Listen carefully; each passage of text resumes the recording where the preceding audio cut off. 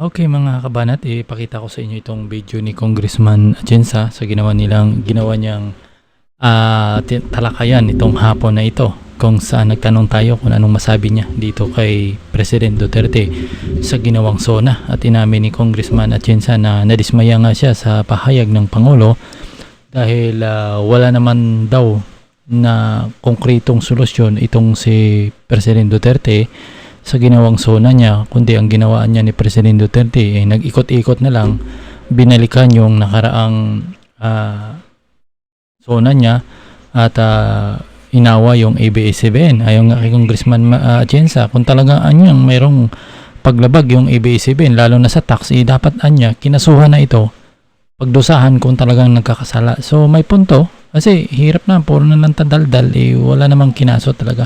At saka nadismaya siya sa pahayag ni President Duterte na patungkol sa korupsyon, na tila itong si President Duterte anya ay sumuko na sugpuin itong korupsyon. Sa detalye yan mga kabanat, panoorin itong napakagandang diskusyon ni Congressman Atienza para makita nyo talaga kung ano bang kanyang diskusyon. So ipi-play ko na ito para makita nyo na ang kanyang mga dinidiscuss. So meron tayong 10 minutes bago matapos itong discussion niya. Maganda ito, panoorin nyo. Inilabas niya dito yung pagkadismaya niya sa unsa man to, ba't na-play yung ano? Sorry na-play ko yung record. Alan Apurado, Kong, good PM. Ano po masasabi mo sa SONA ng Pangulo? Yun ang sinabi ko.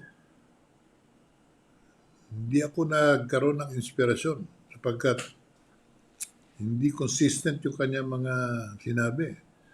Meron pa siyang nabanggit na palagay ko hindi dapat Katulad nung sabihin niyang suko na siya sa corruption.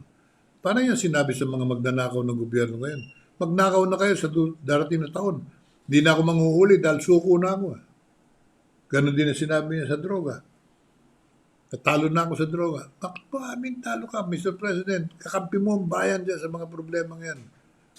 At saka sabi mo, wala nang solusyon ng korupsyon dahil tuloy-tuloy ang pagnanakaw. Alam niyo kung bakit tuloy-tuloy? Hindi niyo pinakukulong Nahuli na nagnakaw. Arestado na, may kaso na. Pinababayaan yung matalo yung kaso. Tapos ipopromote, ibabalik yung tao. So therefore, you are not being believed by the crooks of government because you are not consistent. Samantha Achoy, sana po si Pacquiao ang manalo sa pagka-presidente para po tanggalin niya po yung mga nangungurakot. Kaya nga po ang kantang ipaglalaban ko ang Pilipinas. Nakikiisa po kami. Mr. President, why did you extend the contract? Sabi mo kahapon, galit na galit ka. Pero in-extend mo yung kontrata by 15 years. Ang Kongreso naman, nagmamadali pa. Again, I believe to please you, they gave them an additional 25 years of their franchise.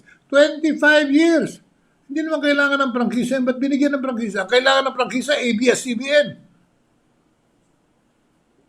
Mr. President, sayang yung pagkakataong kahapon. Your messages were mixed up. Hindi namin maintindihan. Galit ba kayo sa dalawang water concessioner?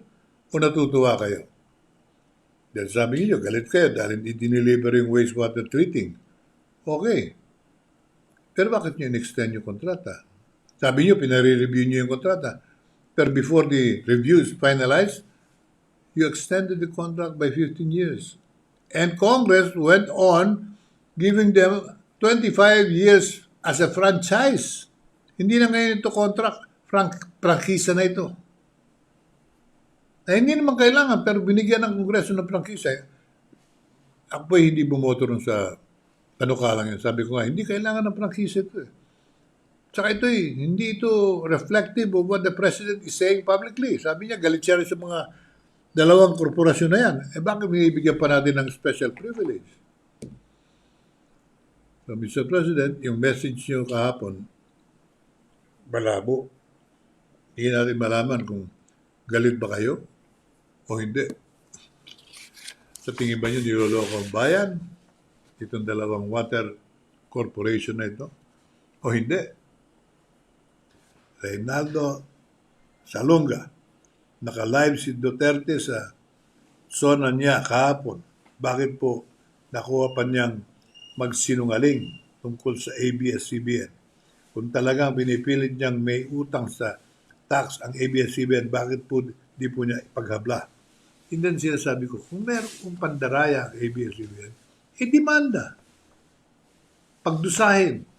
Hindi yung minumuran natin, pero wala po naman tayong legal action against them. Binawian natin sa prangkisa. I love it. Walang kwenta ang sona ni Duterte. Walang sense. Sayang ang oras. Yeah, Mr. President, reaction ng mga mamamayan natin. Paano ka nga naman mabibigyan ng tiwala at katapangan harapin ang mga problema? Pagtulong-tulungan natin. Kung sasabihin ng Pangulo, suko na ako sa corruption. Itong darating na taon, the last year of the President's administration, I'm sure will be full of corruption because he already said he's no longer he doesn't see any way that we will win against corruption. Yun ang sinasabi kong kulang kahapon.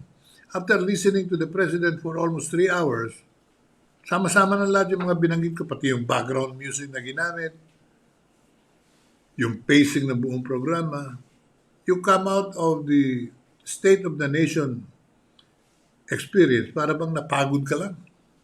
Pero yung mga mensahe ng Pangulo ay hindi pumasok sa iyong puso't isipan sapagkat hindi consistent. Merong mga contradictory counterpoint. Galit ka rin sa dalawang water concession dahil hindi dinideliver yung kanilang commitment. Bakit mo inaprubahan? Yung extension at yung prangkisa, inaprubahan mo rin. Yung mga kasama kong congressmen ang may kasalanan sa prangkisa pero pwedeng tinanggihan ng Pangulo yan. Ayaw niya yun. Ganun din po yung laban sa corruption, laban sa droga. We have to be consistent. Up to the last minute of your administration, we should fight corruption. We should fight the drug problem and put everybody to jail.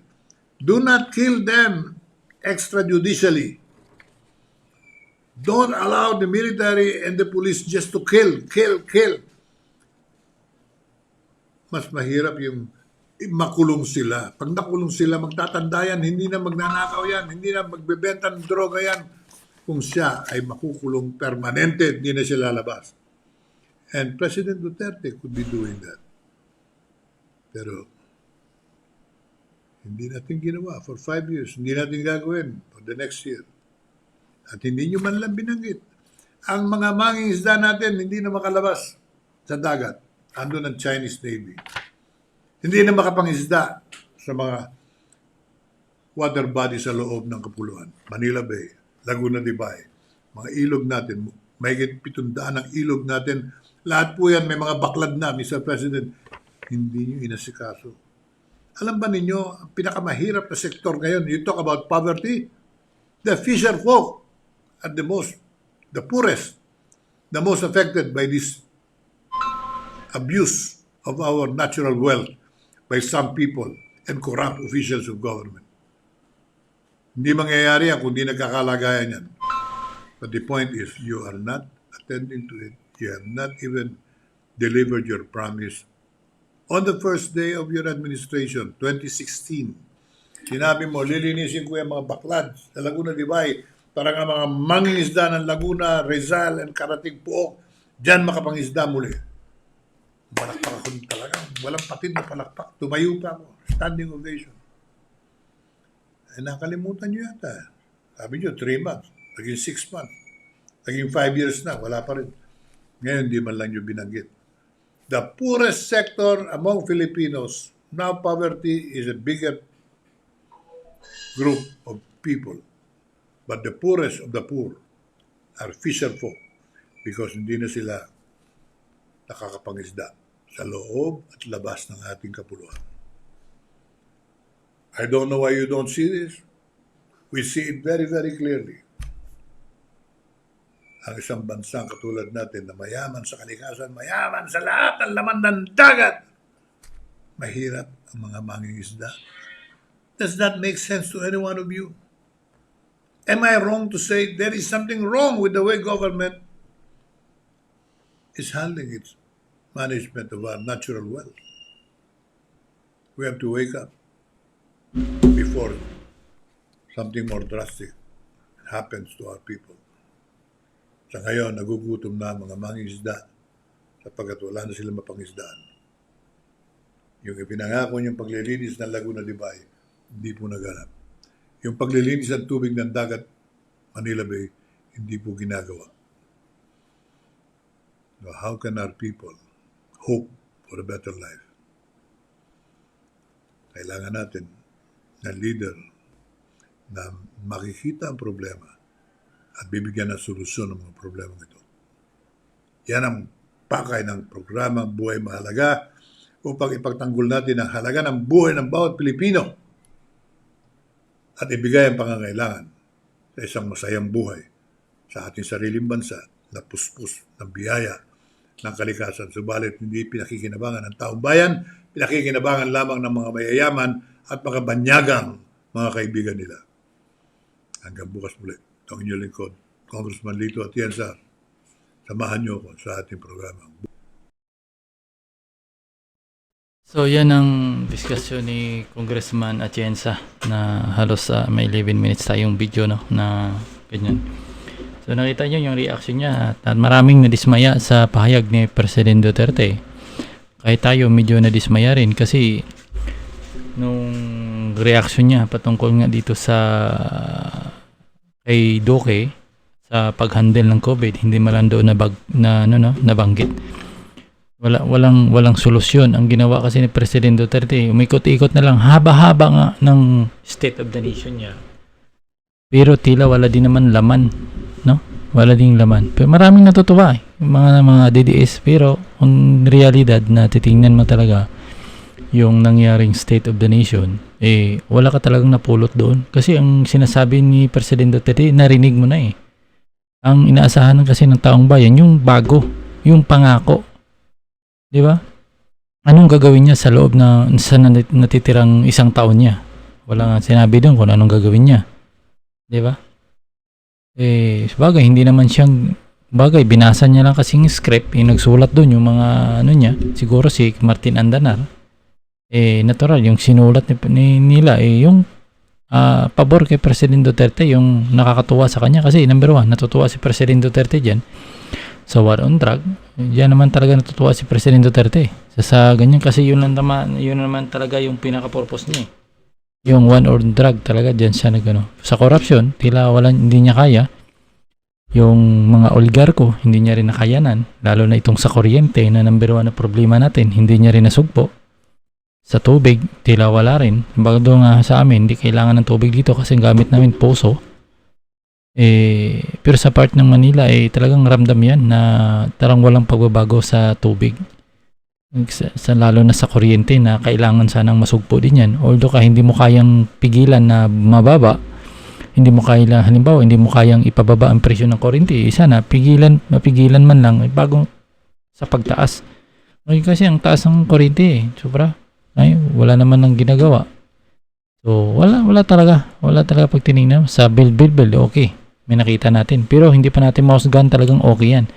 Makikita natin yan sa loob ng 3 years mula ngayon. Kung talagang tapos na, doon natin mahusgahan kung talagang bang yung ginawa na yan ay talagang karapat dapat papurihan o talagang hindi. So yan ang ating mga kabanat.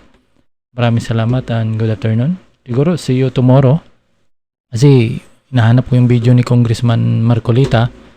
Yung opinion niya, tila wala rin ako nakita. Siguro bukas. Kasi siguro medyo nadismaya din si Congressman Marcolita kasi bago magsuna si President Duterte, sinabi niya ang gusto niya marinig kay President Duterte, sabihin ni President Duterte na ang ivermectin ay payagan na. Pero wala Siguro, hindi. Dapat kasi, ako sa mga congressman sana nagsulat man lang doon, sinulat niya doon na isama yun sa kanyang talumpati o nakipag-meeting. Yun sana nakipag-meeting din sana itong mga congressman na mag-set up ng meeting kay President Duterte at para mapaliwanag kay President Duterte na itong ivermectin ay pwede na gamitin, at least makakatulong din sa ating mga kababayan.